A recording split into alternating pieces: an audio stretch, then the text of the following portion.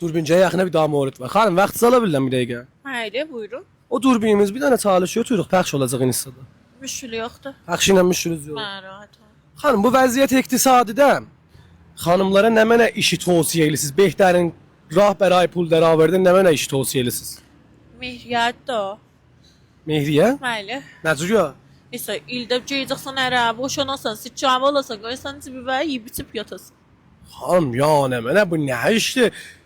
Hələ oğlanlar yazıqdılar. Siz məsələn indi bir dənə oğlanı gələ zindicanlığınıza. Da pride'dan zatdan ola. Balaca zindicanlıq ola. Siz söyəsiz, o da sizi söyə. Ondan getməzsiniz rabitiyə.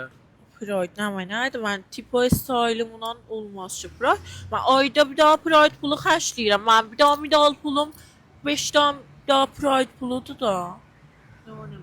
İndi məsələn siz deyirsiniz ki, bir dənə şəxsiyyətli oğlan, centelmen, qəd balayı 2 metr, bədənsaz, pullu, şəxsiyyətli, isalətli gələ zindicanlığınıza siz 1 il 10 işlədəsiniz, 1 il sonra təviz edib, mehriyə qoyarsınız, icraya gedəsiniz nəfəri bədiyə. Ola bilər bəli.